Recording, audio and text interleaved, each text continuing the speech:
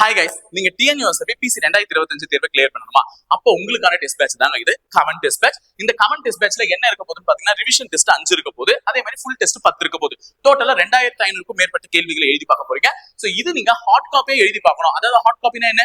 Question paper print போட்டு ஓஎம்ஆரோட உங்க வீட்டுக்கே அனுப்பிடுவோம். சோ அப்படி எழுதி பார்க்கணும்னா 400 ரூபாய் கட்டி ஜாயின் பண்ணா போதும்.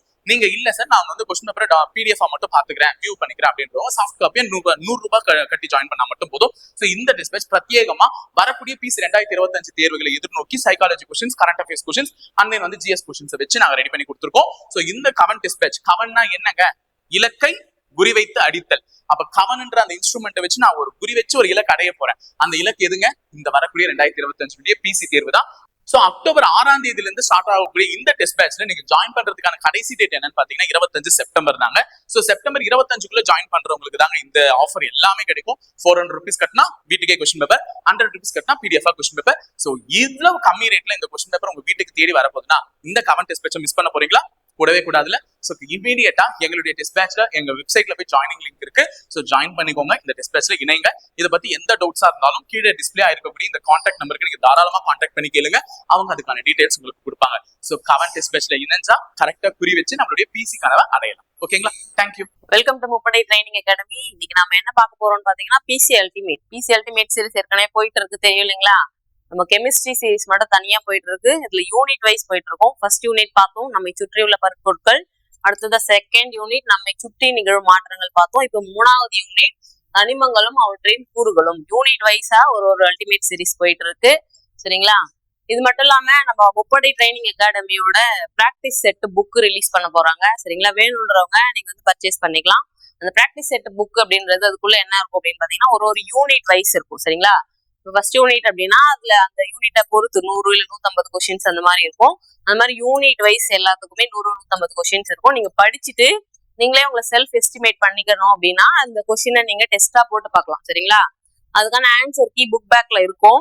நீங்க டெஸ்ட் போட்டு பார்த்து நீங்க எந்த அளவுக்கு படிச்சிருக்கீங்க, எந்த அளவுக்கு புரிஞ்சிருக்கீங்க அப்படின்றத ப்ராக்டிஸ் பண்ணலாம்.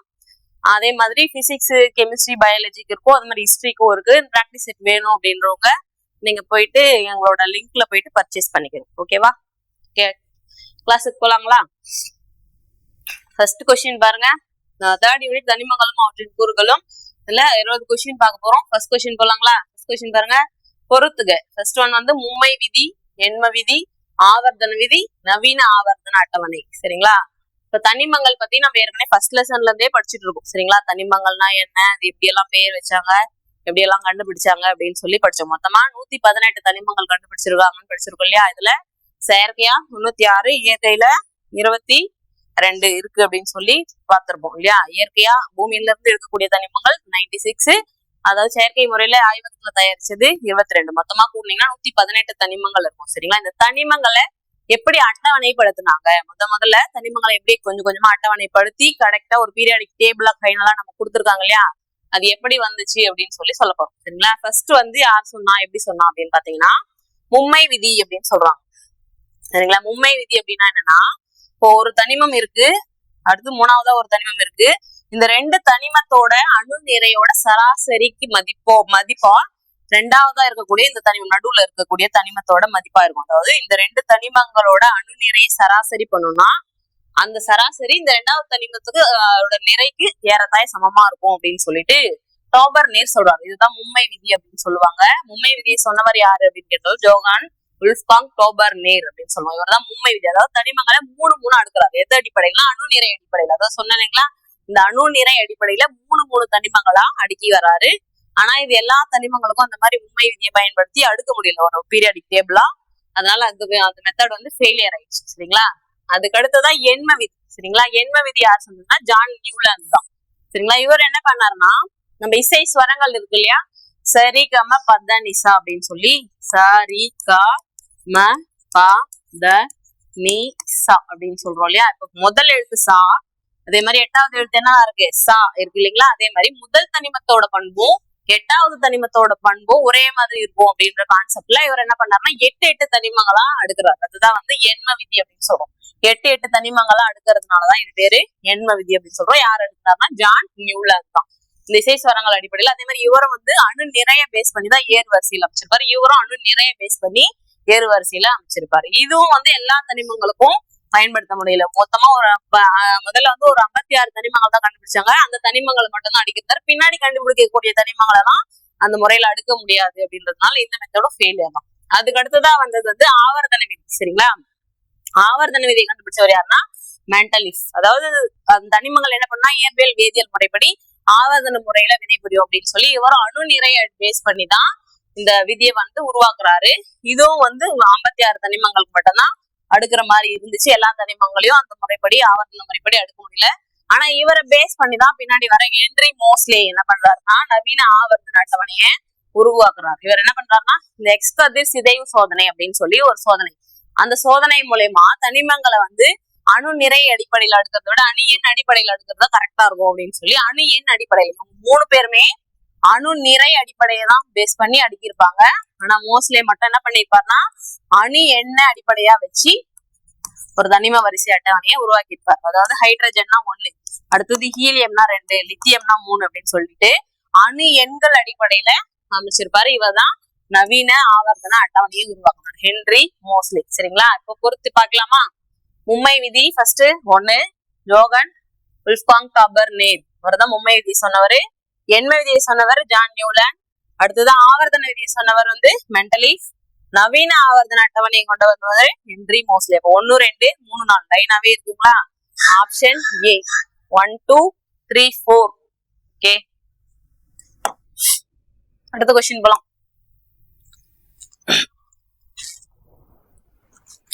ரெண்டாவது கொஸ்டின் பாருங்க. நவீன தனிம வரிசை அட்டவணையில் மொத்தம் எத்தனை வரிசை மற்றும் தொகுதிகள் உள்ளன? தனிம வரிசை அட்டவணை நம்ம போயிட்டோம்னாவே நம்ம ஏற்கனவே பார்த்துட்டோம், ஃபர்ஸ்ட் யூனிட்லயே பார்த்துட்டோம் தனிமங்களை எப்படி பெயரிட்டாங்க எப்படி பண்ணாங்கன்னு சொல்லி. இப்ப எப்படி அட்டவணைப்படுத்துறாங்க அப்படின்றத சொல்ல போறோம். ஃபர்ஸ்ட் மொத்தமா 7, அதாவது இப்ப கிடைமட்டமா இந்த லைன் கிடைமட்டமா இருக்குங்களா, இந்த மாதிரி இருக்கிறத தொடர்கள் அப்படின்னு சொல்றோம். கிடைமட்டமா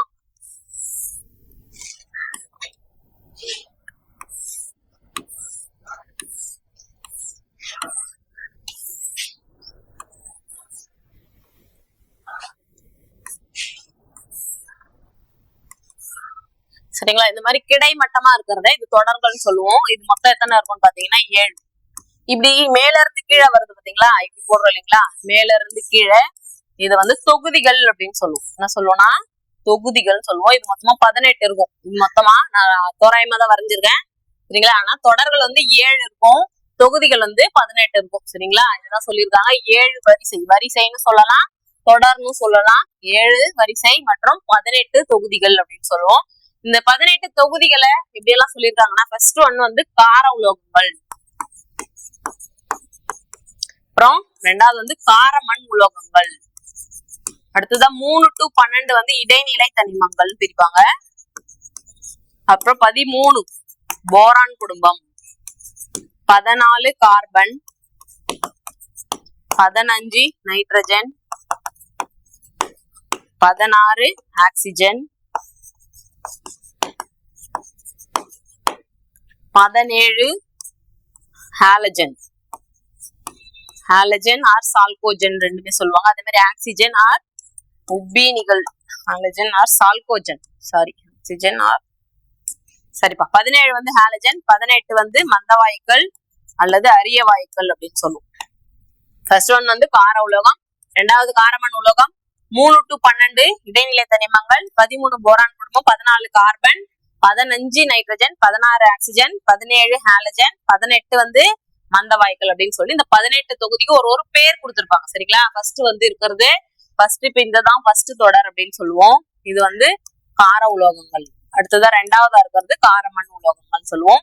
3ல இருந்து இங்க 12 வரைக்கும் இருக்கும், 3 to 12 இருக்கும். இதை வந்து என்னன்னு சொல்லுவாங்கன்னா இடைநிலை தனிமங்கள் சொல்லுவாங்க. அதுக்கு அடுத்ததா இங்க இருந்து 13ல இருந்து 18 இங்க இருக்கும். இது என்னன்னு சொல்லுவாங்கன்னா இதுதான் கார்பன், அதாவது carbon, boron, boron, carbon, nitrogen, oxygen, halogen, chalcogen சொல்லி இப்படி பிரிப்பாங்க. சரிங்களா, இந்த 18 13ல இருந்து 18 இங்க இருக்கும். சரிங்களா, இதுதான் இப்படி பீரியாடிக் டேபிள் பேசிக்கா இப்படிதான் இருக்கும். நான் ஆர்டர் அதாவது கரெக்டா கவுண்டிங் போடல. சரிங்களா, ஜென்ரலா தோராயமா வரைஞ்சிருக்கேன் உங்களுக்கு புரியுறதுக்காக. இது வந்து அதாவது இப்படி கிடைமட்டமா இருந்துச்சுன்னா இதை வந்து தொடர்கள் அல்லது வரிசைன்னு சொல்லுவோம். இப்படி வந்து அதாவது மேல இருந்து கீழே கிடைமட்டமா, அதாச்சும் மேல இருந்து கீழே வரைகிறோம் அப்படின்னா செங்குத்தா இருந்துச்சுன்னா அதை வந்து தொகுதிகள் அப்படின்னு சொல்லுவோம். சரிங்களா? அப்போ மொத்தமா நவீன தனிம வரிசை அட்டவணையில் எத்தனை வரிசை மற்றும் தொகுதிகள் உள்ளன கேட்டா 7 வரிசை மற்றும் 18 தொகுதிகள். அடுத்த கொஸ்டின் பாருங்க. உள் இடைநிலை தனிமங்கள் எவ்வாறு அழைக்கப்படுகிறது? உள் இடைநிலை தனிமங்கள் எதை போய் உள் இடைநிலை தனிமங்கள் அப்படின்னு சொல்றோம் அப்படின்னு பாத்தீங்கன்னா, இப்ப நம்ம 18க்கும் சொன்னோம் இல்லைங்களா? கார உலோகம், காரமண் உலோகம் உள் இடைநிலை தனிமங்கள்னு சொன்னோம் இல்லையா? அதாவது 13ல இருந்து 12க்குள்ள இருக்கும். அதை வந்து இடைநிலை தனிமங்கள் அப்படின்னு சொல்லிடுவோம். சரிங்களா? இந்த இடைநிலை தனிமங்கள்லயே இந்த மூணாவது வரிசையில இங்க லாந்தனைடு, ஆக்டினைடு அப்படின்னு சொல்லி இதுல இருந்து கொஞ்சம் தனிமங்கள் இருக்கும். இந்த லாந்தனைடும் ஆக்டினைடும் இருக்கும். இது என்ன பண்ணுவாங்கன்னா, இது ரெண்டும் வந்து உள் இடைநிலை தனிமங்கள்னு சொல்லுவாங்க. இது என்ன தொகுதியில வரும் அப்படின்னு பாத்தீங்கன்னா, அதாவது SPDF அப்படின்னு சொல்லி 4 எலக்ட்ரான் கூடு மட்டங்கள் இருக்கு. எலக்ட்ரான் மட்டங்கள் 4 இருக்கு. இது இந்த எலக்ட்ரான்கள் நிரப்பக்கூடிய இந்த கூடுகள் தான் SPDF அப்படின்னு சொல்லுவோம். இதுல இந்த லாந்தனைடு, ஆக்டினைடு எந்த தொகுதியில வரும் அப்படின்னு பாத்தீங்கன்னா D தொகுதி தனிமங்கள்ல தான் வரும். சரிங்களா? இது என்னன்னா, இது தனியா பிரிச்சு, ஏதாவது ஆவர்த்தன அட்டவணை இருக்கும், அது கீழவே தனியா 2 காலம் போட்டு தனியாவே கொடுத்துருப்பாங்க. இது லாந்தனைட்ல இருந்து 14 தனிமங்களும், அதே மாதிரி ஆக்டினைட்ல இருந்து ஒரு 14 தனிமங்களும் இருக்கும். இததான் வந்து உள் இடைநிலை தனிமங்கள் அப்படின்னு சொல்லுவாங்க. இடைநிலை தனிமங்கள்ல இருந்து எடுத்து கொடுத்ததுனால இந்த உள் இடைநிலை தனிமங்கள் அப்படின்னு சொல்லுவோம். இது எந்த தொகுதியில வரும் அப்படின்னு கேட்டிருக்காங்க? D தொகுதி தனிமங்கள். சரிங்களா? அதே மாதிரி இப்ப இதெல்லாம் எதுல வரும் அப்படின்னு பாத்தீங்கன்னா, நம்ம டேப்லர் கால வரைஞ்சோம் பாத்தீங்களா? இந்த 1, 2 இதெல்லாம் பாத்தீங்கன்னா S தொகுதியில வரும். S தொகுதி. அதே மாதிரி 3ல இருந்து 12 இப்படி 1, 2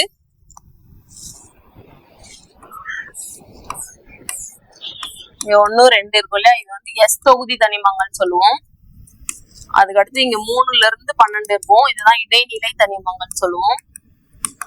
இது வந்து P தொகுதி. சரிங்களா? சாரி, D தொகுதி. இது வந்து D தொகுதி. அடுத்ததா 3ல இருந்து 13ல இருந்து 18 இருக்கும். இது என்னன்னு சொல்லுவாங்கன்னா, இதுதான் வந்து P தொகுதி தனிமங்கள். P தொகுதி தனிமங்கள் சொல்லுவோம். இந்த இடைநிலை தனிமங்கள் 3 to 12 இருக்கு இல்லையா? இது D தொகுதின்னு சொல்றோம் இல்லையா? இதுக்குள்ளவே இங்க பிரிச்சிருப்பாங்க லாந்தனைடு, ஆக்டினைடுன்னு சொல்லிட்டு 3வது தொகுதியில. இததான் வந்து உள் இடைநிலை தனிமங்கள் அப்படின்னு சொல்லுவோம். சரிங்களா? இதுதான் வந்து F தொகுதி தனிமங்கள். இது கொஸ்டின் கொஞ்சம் நல்லா புரிஞ்சுக்கோங்க. Sல வந்து 1, 2 வரும். சரிங்களா? S தொகுதியில 1, 2ம், அதே மாதிரி P தொகுதியில 13ல இருந்து 18ம், D தொகுதியில 12ல இருந்து, அதாவது 3ல இருந்து 12ம், F தொகுதியிலன்னு பாத்தீங்கன்னா இந்த லாந்தனைடுகள், ஆக்டினைடுகள் இருக்கக்கூடிய 2 தான் இருக்கும். இது 2 தான் உள் இடைநிலை தனிமங்கள் சொல்லுவோம். இதுதான் F தொகுதியில வச்சிருப்பாங்க. சரிங்களா? இந்த கொஸ்டினுக்கான ஆன்சர் என்ன? உள் இடைநிலை தனிமங்கள் எந்த தொகுதி தனிமங்கள்னு சொல்றோம்னா D தொகுதி தனிமங்கள் அப்படின்னு சொல்லுவோம். சரிங்களா? ஓகே, அடுத்த கொஸ்டின் போலாம்.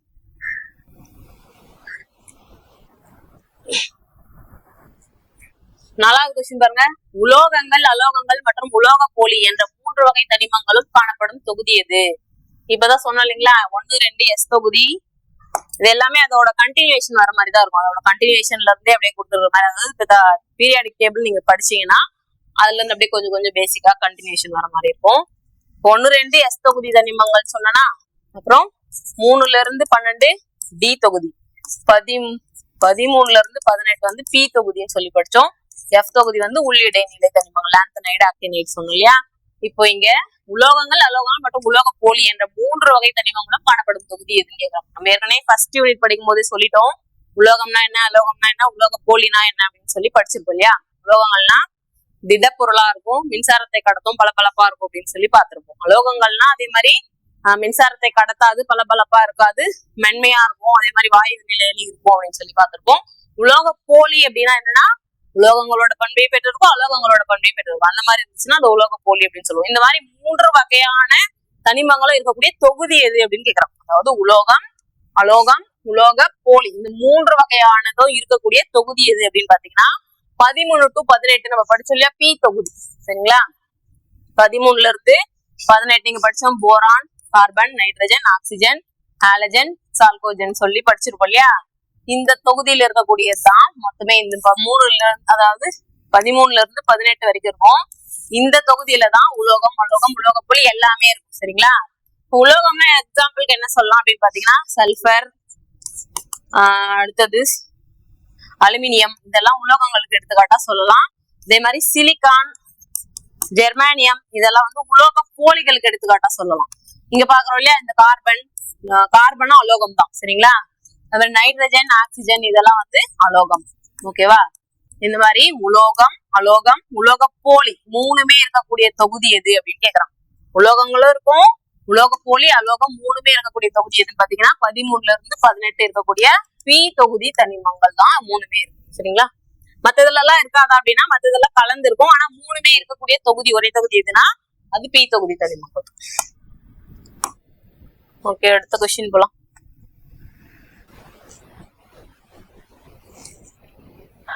அஞ்சாவது கொஸ்டின் பாருங்க. நவீன ஆவர்த்தன விதியின் அடிப்படை.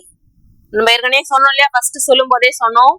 அதாவது டோபர் நீரம் வந்து அணு நீரை அடிப்படையில தான் மூன்று தனிமங்களா அடுக்கியிருப்பார். அடுத்தது நியூலாண்ட் வந்தார் இல்லையா, அவரும் என்ன பண்ணிருப்பாருன்னா அணு நீரை அடிப்படையில தான் 8 தனிமங்களா அடுக்கியிருப்பாரு. அதுக்கு அடுத்துதான் மெண்டலிஸ்ட் வந்தாரு, அவரும் வந்து அணு நீரை அடிப்படையில தான் அடுக்கியிருப்பாரு. ஆனா வந்து கடைசியா ஹென்றி மோஸ்லே வந்தார், அவர் தான் என்ன பண்ணாருன்னா தனிமங்களை அணு எண் அடிப்படையில வச்சிருப்பாரு. சரிங்களா? அப்ப நவீன ஆவர்த்தன விதியின் அடிப்படை என்னன்னு பாத்தீங்கன்னா அணு எண் தான். அணு நிறையில அணிச்சதெல்லாம் அதாவது நவீன அட்டவணையில பழைய அட்டவணை, அதாவது அட்டவணைக்கு பேரெல்லாம் வேற சொல்றோம் இல்லையா, உண்மை விதி, எண்ம விதி, ஆவர்த்தன விதி அப்படி சொல்றோம் இல்லையா. அப்போ அணு நிறையில அடிப்படை எதுன்னு கேட்டாங்கன்னா அதை சொல்லலாம். நவீன ஆவர்த்தன விதியின் அடிப்படைன்னு கேட்டா அணு எண் தான் சொல்லணும். சரிங்களா? ஐசோடோபின் நிறை, நியூட்ரான் எண்ணிக்கை இதெல்லாம் எதுவுமே இல்லை, அணு எண் அடிப்படையில தான் அமைச்சிருக்கு.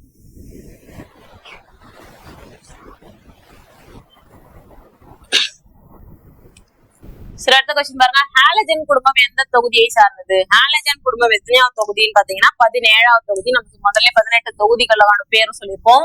அதுல ஹாலஜன் குடும்பம் எத்தனையாவது தொகுதியில இருக்கும்னு பாத்தீங்கன்னா 17வது குடும்பம். சரிங்களா? அதுல புரோமின், குளோரின், அயோடின் இதெல்லாம் இருக்கும். சரிங்களா? அதே மாதிரி 15வது என்னன்னு பாத்தீங்கன்னா நைட்ரஜன்.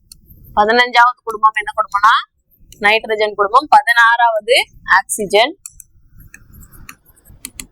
அதே மாதிரி 18வது தொகுதி என்னன்னு பாத்தீங்கன்னா மந்த வாயுக்கள் அப்படின்னு சொல்லுவோம். இதை பத்தி பின்னாடி ஒரு கொஸ்டின் வருது, சொல்றேன். சரிங்களா? இப்போ 17 என்னன்னு பாத்தீங்கன்னா ஹாலஜன் குடும்பம், 17வது குடும்பம். ஓகே, அடுத்த கொஸ்டின் பார்க்கலாம். அடுத்த கொஸ்டின் பாருங்க. திரவ உலோகத்திற்கு எடுத்துக்காட்டு. திரவ உலோகம் எது? அதாவது உலோகங்கள் எல்லாமே எப்படி இருக்கும் அப்படின்னா கடினமா இருக்கும் சொல்லி படிச்சோம் இல்லையா. இதுல ஒரே ஒரு உலோகம் மட்டும் எக்ஸெப்ஷனா இருக்கும், என்னன்னா பாதரசம். இது என்ன எப்படி இருக்கும்னு பாத்தீங்கன்னா திரவ நிலையில் இருக்கும். பாதரசம் மட்டும் எப்படி இருக்கும்? திரவ நிலையில் இருக்கும். அது ஒண்ணு மட்டும் எக்ஸெப்ஷன், மற்ற உலோகங்கள்லாம் எல்லாமே திட நிலையில தான் இருக்கும். அப்போ திரவ உலோகத்திற்கு எடுத்துக்காட்டு எதுன்னு கேட்டீங்கன்னா பாதரசம். சரிங்களா? அதே மாதிரி இன்னொன்னு எக்ஸெப்ஷனா என்ன இருக்கும்னு பாத்தீங்கன்னா சோடியம். சோடியம் வந்து உலோகங்கள்லாம் வந்து எல்லாமே கடினமா இருக்கும், ஆனா சோடியம் மட்டும் எப்படி இருக்கும்னா ரொம்ப மென்மையான உலோகமா இருக்கும். சோடியம் மென்மையான உலோகம், ஒரு கத்தியால வெட்டக்கூடிய அளவுக்கு ரொம்ப மென்மையானதா இருக்கும். சரிங்களா? இது 2 எக்ஸெப்ஷன். சரிங்களா? அதே மாதிரி புரோமின் இருக்கு இல்லையா, இங்க ஆப்ஷன்ல இருக்கு பாருங்க. புரோமின் இது என்னன்னா திரவ நிலையில் உள்ள அலோகம். சரிங்களா? இது திரவ நிலையில் உள்ள உலோகம் பாதரசம். திரவ நிலையில் உள்ள அலோகம் என்னன்னு பாத்தீங்கன்னா புரோமின். ஓகேவா? அதே மாதிரி வைரம், புளூரின் இதெல்லாமும் வந்து அலோகம் தான். சரிங்களா? உலோகம் இல்ல, அலோகம். இந்த வைரம் அப்படின்றது தனியான ஒரு தனிமம் கிடையாது.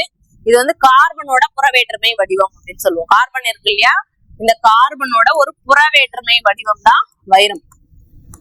அதே மாதிரி அலோகங்கள்லாம் வந்து மென்மையா இருக்கும் அப்படின்னு படிச்சிருப்போம். இதுல எக்ஸெப்ஷனா என்னன்னு பாத்தீங்கன்னா வைரம் மட்டும் மிக கடினமான பொருள். உலகிலேயே மிக கடினமான பொருள் எது அப்படின்னு கேட்டாலும் வைரம் தான் சொல்லணும். சரிங்களா? அலோகங்கள் மென்மையா இருக்கும், இதுல எக்ஸெப்ஷனா வைரம் மட்டும் கடினமா இருக்கும். உலகில் மிக கடினமான பொருள் கொஸ்டின் கேட்டாலும் வைரம் தான். சரிங்களா? புளூரினும் அதே மாதிரி ஒரு வகையான அலோகம். ஓகேங்களா? அடுத்த கொஸ்டின் போலாம்.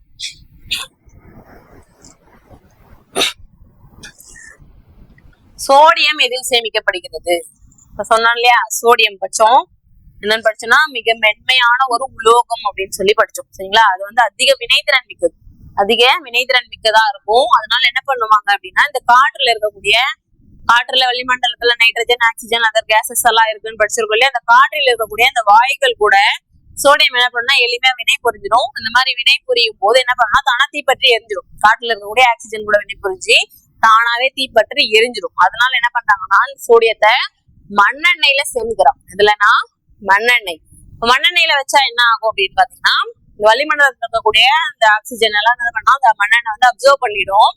அதனால என்ன பண்ணா அது கூட ரியாக்ட் ஆகாது. சோடியம் கூட வினை புரிஞ்சு எந்த வினையும் புரியாம இருக்கும். அதனாலதான் அது வந்து மண்ணெண்ணெயில சேமிச்சு வைக்கிறாங்க. அதே மாதிரி சோடியம் வந்து என்ன பண்ணும் அப்படின்னு பாத்தீங்கன்னா தண்ணியில நம்ம சும்மா சோடியத்தை தூக்கி போட்டோம் அப்படின்னா வெடிச்சிரும்.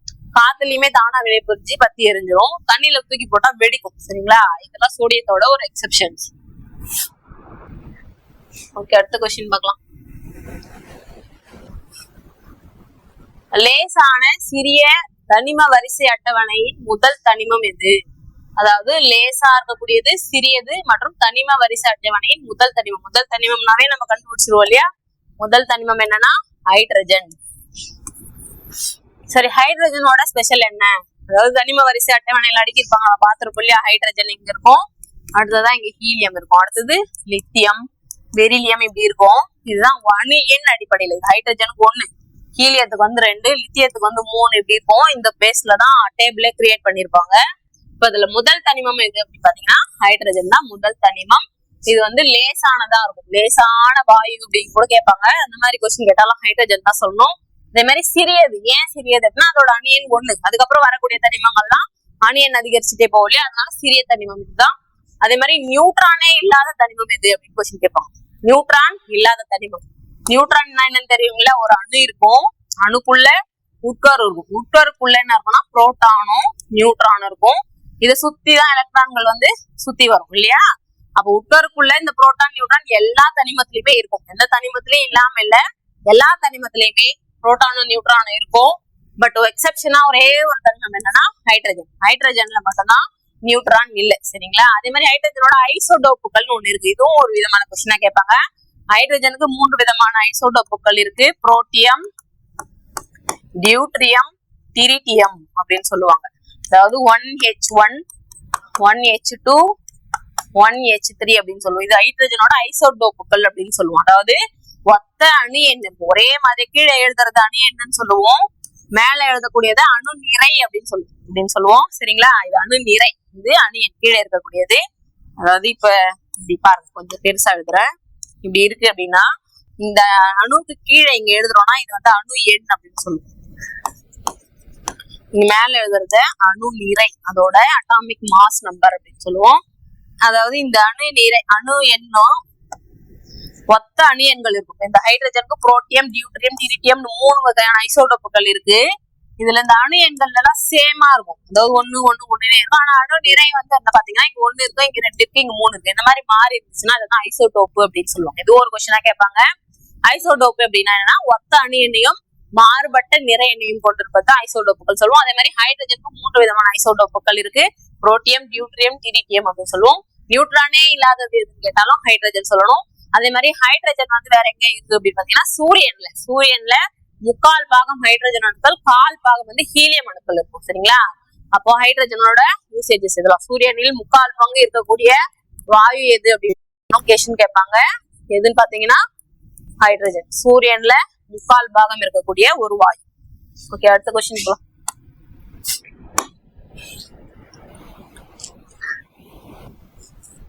அடுத்த கொஸ்டின் பாருங்க. ஆவர்த்தன அட்டவணையில் மிக நீண்ட தொடர் எது? அதாவது ஆவர்த்தன அட்டவணையில மிக நீண்ட தொடர் எது அப்படின்னு கேக்குறாங்க. மொத்தமா எத்தனை தொடர்கள் இருக்குன்னு பார்த்தோம். சரிங்களா? 7 தொடர் இருக்கு இல்லையா? 1 2 3 4 5 6 7 தொடர் இருக்குன்னு பார்த்தோம். இதுல முதல் தொடர்ல பாத்தீங்கன்னா 2 தனிமங்கள் தான் இருக்கும். அதாவது ஹைட்ரஜன், ஹீலியம். இங்க ஹைட்ரஜன் இந்த கார்னர்ல திருப்பி போயிட்டு இங்க ஹீலியம் போட்டிருப்பாங்க, பாத்திருப்பீங்க இல்லையா? அந்த 2 தனிமங்கள் தான் இருக்கும் ஃபர்ஸ்ட் தொடர் நீட்டுக்குமே. இப்படி இருக்குன்னா இந்த முதல் தொடர்ல ஹைட்ரஜனும் ஹீலியம் மட்டும் தான் இருக்கும். அப்புறம் 2வது தொடர்ல பாத்தீங்கன்னா எத்தனை இருக்கும்னு பாத்தீங்கன்னா 8 இருக்கும். அதாவது இதுதான் முதல் தொடர் இல்லையா? அடுத்ததா இப்படி போடுறதுதான். சரிங்களா? ஏதாவது கிடைமட்டமா வரையதான் தொடர். அப்ப 2வதுல பாத்தீங்கன்னா 8 இருக்கும். சரிங்களா? அதாவது லித்தியம், இங்க ஹீலியம் போட்டோம், இங்க லித்தியம் வரும். இதுல இருந்து 8 தனிமங்கள் இருக்கும். அதே மாதிரி 3ல பாத்தீங்கன்னா 8 இருக்கும் இங்கேயும். அதுதான் 4ல பாத்தீங்கன்னா 16, 5ல 16, 6ல பாத்தீங்கன்னா 32, 7ல 32. மொத்தமா எண்ணி பாத்தீங்கன்னா 118 இருக்கும். சரிங்களா? ஓகே, 10 20 22 26 32 38. சரிங்க. அது மொத்தம் 118 தனிமங்கள் இருக்கும். இதுல மிக நீண்ட தொடர் எதுன்னு கேக்குறாங்க. இப்ப இதுல 32 தனிமங்கள் இருக்கு, 6லயும் 7. இது ரெண்டுமே மிக நீண்ட தொடர் தான். அதாவது இந்த லாந்தனைட், ஆக்டினைட் உள்ளிடைநிலை தனிமங்கள் தனியா எடுத்து போட்டு கீழே டேபிளர் கீழே தனியா 2 காலம் இப்படி கொடுத்துருப்பாங்க, பாத்துருப்போம் இல்லையா? இது ரெண்டுமே இது என்ன பண்ணோம்னா இது 6வது 7வது தொடர்ல தான் வரும். இதுதான் வந்து மிக நீண்ட தொடர்னு சொல்லுவோம். நம்ம கேட்டிருக்கிற ஆப்ஷன் பாத்தீங்கன்னா 1, 3, 4 கேட்டிருக்காங்க, 6. சரிங்களா? அப்ப 7 கேட்டிருந்தா 7 கொடுக்கலாம். 6வது தொடரும் 7வது தொடர் ரெண்டுமே வந்து மிக நீண்ட தொடர் தான். இப்ப 7 கேட்டிருந்தாலும் 7 ஆப்ஷன் கொடுக்கலாம். அடுத்த கொஸ்டின் பாருங்க. பாதரசத்தின் தாது. சரிங்களா? சரி, தாதுனா என்ன? ஃபர்ஸ்ட் தாதுனா என்ன அப்படின்னா, ஏதோ ஒரு கனிமம் பூமியில இருந்து இப்ப வெட்டி எடுக்கிறோம். அந்த கனிமத்துல இருந்து எந்த கனிமத்தை நம்ம ஈஸியா அதாவது பண செலவு இல்லாம கொஞ்சம் ஈஸியா சுலபமா பிரிச்சு எடுக்க முடியுமோ அதுதான் அதோட தாது அப்படின்னு சொல்லுவோம். ஒரு கனிமத்துல இருந்து நமக்கு தேவையானதை பிரிச்சு எடுத்துக்கிறோம், அதுக்கு பேர் தான் தாது அப்படின்னு சொல்லுவோம். சரிங்களா? இப்போ பாதரசத்தின் தாது என்ன அப்படின்னு கேட்டிருக்காங்க. பாதரசத்தின் தாது என்னன்னு பாத்தீங்கன்னா சின்ன பார் அப்படின்னு சொல்லுவோம். என்னது? சின்ன பார், HGS அப்படின்னு சொல்லுவோம். பாதரசத்தின் குறியீடு என்னன்னு தெரியலையா? நம்ம ஏற்கனவே போன கிளாஸ் எல்லாம் படிச்சிருப்போம், Hg. சரிங்களா? இப்போ அந்த மெர்குரி சல்பைடு அப்படின்னு இருக்கும். இதுல இருந்து நமக்கு தேவையான பாதரசத்தை மட்டும் பிரிச்சு எடுப்போம், அதுதான் அதோட தாது அப்படின்னு சொல்லுவோம். சின்ன பார் அப்படின்றது HGS. இதுல இருந்து நம்ம என்னத்தை பிரிக்க போறோம்? பாதரசத்தை பிரிச்சு எடுப்போம். அதே மாதிரி ஹேமடைட். சரிங்களா? Fe2O3 அப்படின்னு சொல்லுவோம். இது வந்து இரும்போட தாது. ஹேமடைட் அப்படின்றது என்னன்னு பாத்தீங்கன்னா இரும்பின் தாது அப்படின்னு சொல்லுவோம். இரும்பு எதுல இருந்து எடுக்கிறாங்க பாத்தீங்கன்னா இந்த ஹேமடைட் அப்படின்ற தாதுல இருக்கும். சரிங்களா? அதே மாதிரி பாக்சைட் Al2O3.2H2O அப்படின்னு சொல்லுவோம். பாக்சைட்டோட வாய்ப்பாடு இது. இதுல இருந்து அலுமினியம். சரியா? அலுமினியத்தை பிரிச்சு எடுப்போம். அலுமினியத்தின் தாதுதான் பாக்சைட். சரிங்களா? அதே மாதிரி காப்பர் பைரைட் CuFeS2 அப்படின்னு சொல்லுவோம். இது காப்பர் பைரைட்டோட வாய்ப்பாடு. இதுல இருந்து என்ன பிரிச்சு எடுப்பாங்கன்னா காப்பர். சரிங்களா? செம்பு அப்படின்னு சொல்றோம் இல்லையா, இது. சரிங்களா? அப்போ காப்பர் பைரைட் அப்படின்றது செம்புவோட தாது, பாக்சைட் அப்படின்றது அலுமினியத்தோட தாது, ஹேமடைட் அப்படின்றது இரும்போட தாது, சின்ன பார் அப்படின்றது பாதரசத்தின் தாது. கொஸ்டின், பாதரசத்தின் தாது என்னன்னா சின்ன பார். ஓகே, அடுத்த கொஸ்டின் பாருங்க. 12வது கொஸ்டின். கீழ்கண்டவற்றுள் உலோக போலி அல்லாதது எது? உலோக போலி அப்படின்னா என்னன்னு சொல்லி படிச்சிருப்போம் இல்லையா? உலோகம், அலோகம், உலோக போலி பார்த்தோம். உலோக போலினா என்னன்னா உலோகங்களோட பண்புகளையும் பெற்றிருக்கும், அலோகங்களோட பண்புகளையும் பெற்றிருக்கும். அது மாதிரி பெற்றுச்சுன்னா அதை உலோக போலி அப்படின்னு சொல்லுவோம். சரி, எதெல்லாம் அந்த மாதிரி இருக்கும் அப்படின்னு பாத்தீங்கன்னா போரான், சிலிக்கான், ஜெர்மானியம், இதெல்லாம் வந்து உலோக போலிகள் தான். சரிங்களா? இது மூணுமே உலோக போலி தான். உலோக போலி அல்லாதது எதுன்னு கேட்டிருக்காங்க. இது பாத்தீங்கன்னா கார்பன். சரிங்களா? கார்பன் வந்து ஒரு அலோகம். கார்பன் ஒரு அலோகம். அதே மாதிரி கார்பன்ல எக்ஸெப்ஷனா என்ன இருக்கு அலோகத்துல அப்படின்னு பாத்தீங்கன்னா அலோகங்கள் எல்லாமே மின்சாரத்தை கடத்தாது. சரிங்களா? உலோகங்கள் தான் மின்சாரத்தை கடத்தும், அலோகங்கள் மின்சாரத்தை கடத்தாது. இதுல கார்பனோட புறவேற்றுமை வடிவம் சொல்லுவோம் கிராஃபைட். அதாவது பென்சில்ல யூஸ் பண்றோம் இல்லையா, எழுதுற பொருளா யூஸ் பண்றோம் இல்லையா, இதுதான் கிராஃபைட் அப்படின்னு சொல்லுவோம். இந்த கிராஃபைட் மட்டும் எக்ஸெப்ஷனா என்ன பண்ணுனா மின்சாரத்தை கடத்தும். இது ஒரு எக்ஸெப்ஷனா சொல்லுவாங்க. சரிங்களா? அதாவது அலோகங்களில் மின்சாரத்தை கடத்தக்கூடியது எதுன்னு கேட்டாங்கன்னா கிராஃபைட். இது வந்து ஒரு தனியான தனிமம் இல்லை, இது வந்து கார்பனோட ஒரு புறவேற்றுமை வடிவம். கிராஃபைட், வைரம், நிலக்கரி இதெல்லாம் கார்பனோட புறவேற்றுமை வடிவங்கள். சரியா? இப்ப என்ன கேட்டதாங்கன்னா உலோக போலி அல்லாதது எது? போரான், ஜெர்மானியம், சிலிகான் இதெல்லாம் உலோகங்களோட பண்புகளையும் அலோகங்களோட பண்புகளையும் பெற்றுக்கக்கூடிய உலோக போலிகள். சரி, இது எங்கெல்லாம் யூஸ் ஆகுது அப்படின்னு பாத்தீங்கன்னா இந்த கம்ப்யூட்டர் சிப்பு, ATM கார்டு, செல்போன்ல வைக்கக்கூடிய இந்த சிம் இதெல்லாம் தயாரிக்கிறதுக்கு இதை பயன்படுத்துறாங்க. ஏன் அப்படின்னா இது குறை கடத்திகள், அதாவது மின்சாரத்தை குறைவா கடத்தும். அதாவது உலோகம் கடத்தும், அலோகம் கடத்தாது. அப்ப உலோகம் போலினா கொஞ்சம் குறையா கடத்தும் சொல்லி பார்த்தோம் இல்லையா, இதுதான் குறை கடத்திகளா இருக்கிறதுனாலதான் அதை பயன்படுத்துறாங்க. ஓகேவா? அடுத்த கொஸ்டின் போலாம்.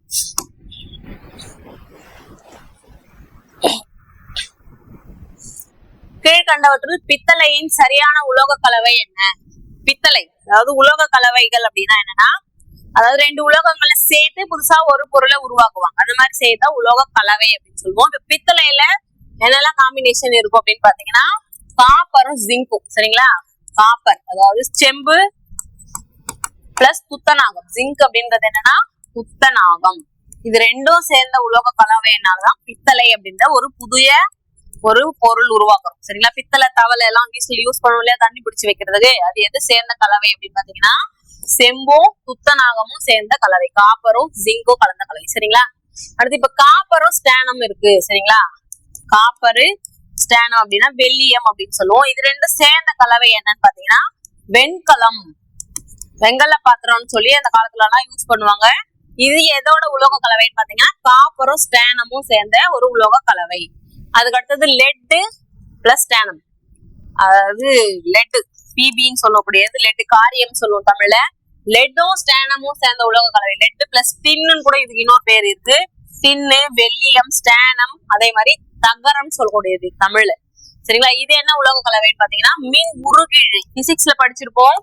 மின் உருகிழை அப்படின்றது எதோட கலவை அப்படின்னு சொல்லி படிச்சிருப்போம். மின் உருகிழைன்றது லெட் பிளஸ் ஸ்டானம் அதோட கலவைன்னு படிச்சிருப்போம். இதோட பெர்சன்டேஜும் கொடுத்திருப்பாங்க. அதோட பெர்சன்டேஜ் என்ன அப்படின்றத நீங்க கமெண்ட்ல சொல்லுங்க. ஓகேவா? அதாவது மின் உருகிழை லெட் பிளஸ் ஸ்டானம் கொடுத்திருக்காங்க இல்லையா, இதோட பெர்சன்டேஜ் எவ்வளவு அளவு லெட் கலக்கணும், எவ்வளவு அளவு ஸ்டானம் கலந்துருக்கும் அப்படின்றத நீங்க கமெண்ட்ல சொல்லுங்க. அதுக்கு அடுத்ததா ஆப்ஷன் பாருங்க, இரும்பு, நிக்கல், குரோமியம். இது மூணு சேர்ந்த கலவை என்னன்னு சொல்லுவோம்னு சொல்லுவீங்கன்னா ஸ்டெயின்லெஸ் ஸ்டீல். வீட்டுல நம்ம ஸ்டீல் பாத்திரங்கள்லாம் யூஸ் பண்றோம் இல்லையா, அதோட உலோக கலவை என்னன்னு பாத்தீங்கன்னா இரும்பு, நிக்கல், குரோமியம். இது மூணு சேர்ந்து உருவாக்கின கலவை தான் ஸ்டெயின்லெஸ் ஸ்டீல். இப்ப என்ன கொஸ்டின்னா, பித்தளையின் சரியான உலோக கலவைனா காப்பரும் ஜிங்கும். ஓகே, அடுத்த கொஸ்டின் போலாம். புவி ஈர்ப்பு முறை பொறுத்துக்க கொஸ்டின் கேட்டிருக்காங்க. ஃபர்ஸ்ட் கொஸ்டின் பாருங்க, புவி ஈர்ப்பு முறை. செகண்ட் கொஸ்டின் காந்த பிரிப்பு முறை. தேர்ட் கொஸ்டின் நுரை மிதப்பு முறை. ஃபோர்த் கொஸ்டின் வேதி முறை. அதாவது தனிமங்கள் அந்தந்த தாதுக்கள்ல இருந்து பிரிக்கிறாங்க அப்படின்னு சொல்லி நம்ம படிச்சோம் இல்லையா. தாதுக்கள்னா என்னன்னு படிச்சோம், தாதுல இருந்து எப்படி பிரிக்கிறாங்கன்னு நம்ம முதல்ல சொன்னோம். இப்ப எந்தெந்த முறையில பிரிக்கிறாங்க, இந்த முறைகள்லாம் இருக்கு, இதுல எந்தெந்த தாதுக்கள் எந்தெந்த முறையில பிரிக்கிறாங்க அப்படின்னு சொல்லி சொல்ல போறோம். சரிங்களா? ஃபர்ஸ்ட் என்னன்னு பாத்தீங்கன்னா புவி ஈர்ப்பு முறை. புவி ஈர்ப்பு முறையில எந்த தாதை பிரிச்சு எடுக்கிறாங்க அப்படின்னு பாத்தீங்கன்னா ஹேமடைட். ஃபர்ஸ்ட் ஒன் வந்து ஹேமடைட். சரி, புவி ஈர்ப்பு முறைனா என்ன அப்படின்னா, அதாவது இப்போ ஒரு தாது இருக்கு, ஒரு கனிமம் எடுத்துட்டாங்க, அந்த கனிமத்துல இருக்கக்கூடிய மாசுக்கள் இருக்கு, அந்த மாசுக்கள் வந்து மிக லேசானதா இருக்கு, கனிமம் வந்து கனமா இருக்கு அப்படின்னா அந்த தாதுக்களை என்ன பண்ணுவாங்கன்னா தண்ணியில அலசுவாங்க. இந்த மாதிரி அலசும் போது மாசுக்கள்லாம் தண்ணியில அடிச்சுட்டு போயிடும், கனமான அந்த தாதுக்கள் வந்து அடியில நிற்கும். அந்த மூலையில பிரிச்சு எடுக்கிறதுக்கு பேரு தான் புவி ஈர்ப்பு முறை அப்படின்னு சொல்லுவோம். அந்த முறையில எந்த தாதை பிரிச்சு எடுக்கிறாங்கன்னா ஹேமடைட். இப்ப சொல்லியா இரும்போட தாது அப்படின்னு சொல்லி ஹேமடைட். இது அடுத்ததான் காந்த பிரிப்பு முறை. காந்த பிரிப்பு முறைனா என்னன்னா தெரியும், நமக்கு படிக்கும் போதே தெரியுது இல்லையா. காந்தத்தால கவரக்கூடிய பொருட்களை தனியா ஈஸியா பிரிச்சு எடுக்கலாம். அது மூலமா எந்த தாது பிரிச்சு எடுக்கிறாங்கன்னு பாத்தீங்கன்னா டின்ஸ்டோன். இது வந்து வெள்ளியத்தின் தாது அப்படின்னு சொல்லுவோம். ஸ்டானம் படிச்சு இல்லையா, SnO2 சொல்லுவோம். டின்ஸ்டோன், வெள்ளியம், அதாவது டின் அப்படின்ற ஒரு உலோகம் இதுல இருந்து பிரிச்சு எடுப்பாங்க. இதுதான் வந்து காந்த பிரிப்பு முறையில பிரிக்க முடியும். அடுத்ததான் நுரை மிதப்பு முறை. நுரை மிதப்பு முறையில எதை பிரிக்கிறாங்கன்னு பாத்தீங்கன்னா ஜிங்க் பிளான்ட். அதாவது இப்போ புவியீர்ப்பு முறை பார்த்தோம், மாசுக்கள் வந்து லேசா இருக்கும், தாதுக்கள் கனமா இருந்துச்சுன்னா தண்ணியில அடிச்சுட்டு போயிடும் அப்படின்னு சொல்லி பார்த்தோம் இல்லையா.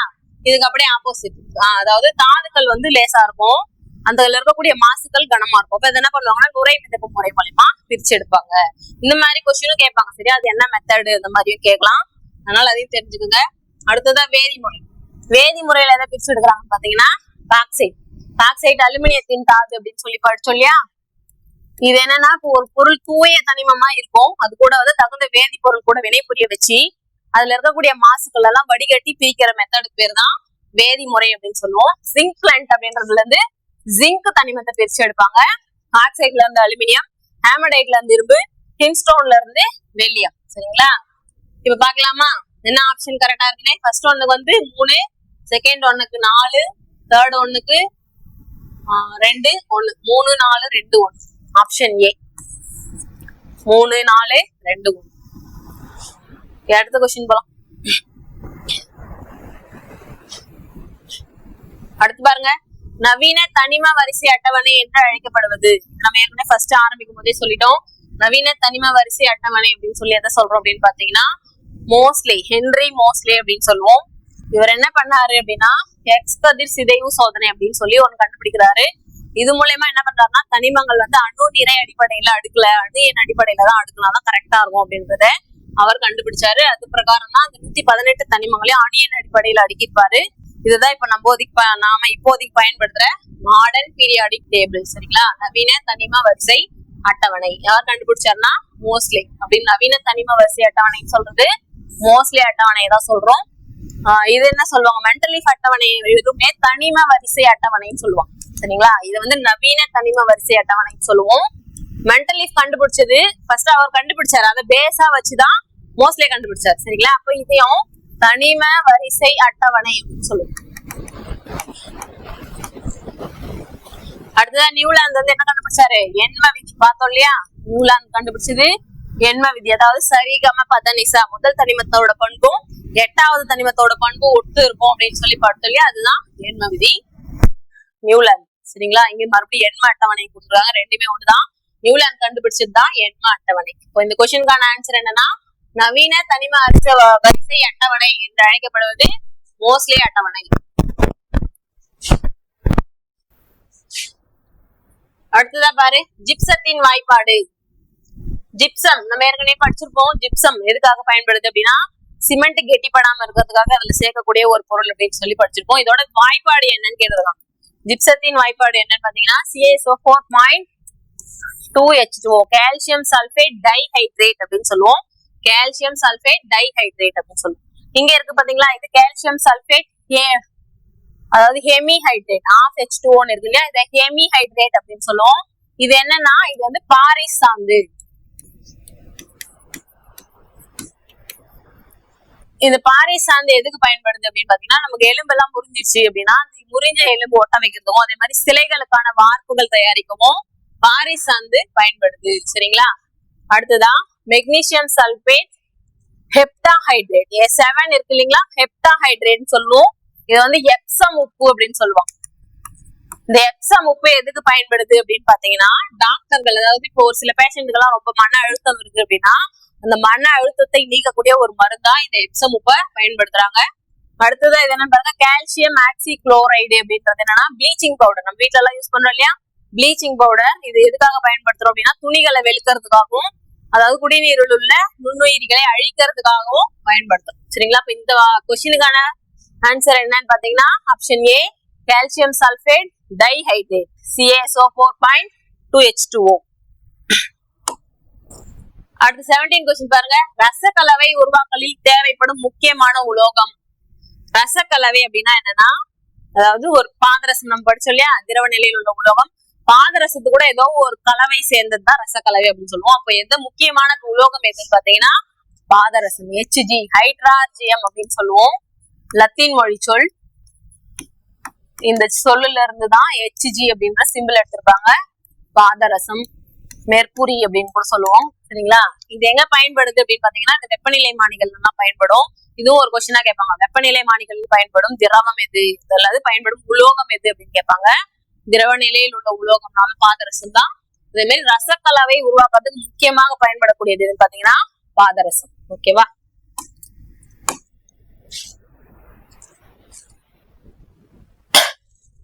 அடுத்ததா பாருங்க 18வது கொஸ்டின், அரிய வாயுக்கள் மந்த வாயுக்கள் தனிம அட்டவணையின் டேஷ் தொகுதியில் காணப்படும். சொல்லியிருக்கேன் 18 தொகுதிகள் இருக்கு அப்படின்னு சொல்லி, கடைசி தொகுதி 18வது தொகுதி.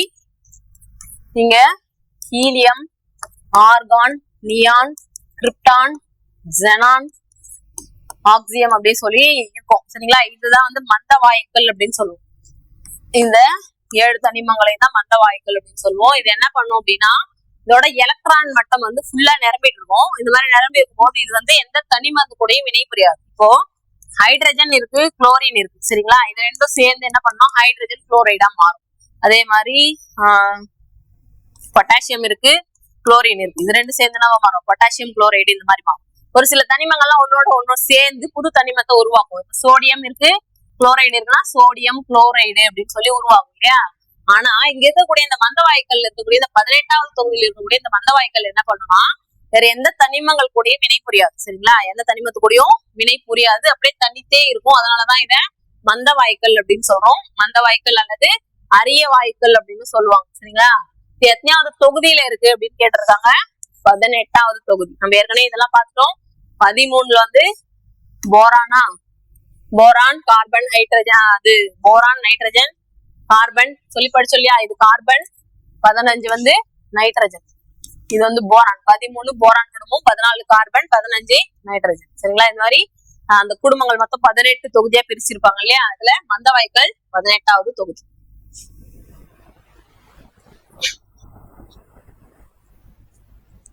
அடுத்ததா பாருங்க 19வது கொஸ்டின். பற்குழிகள் அடைக்க பயன்படுவது எது?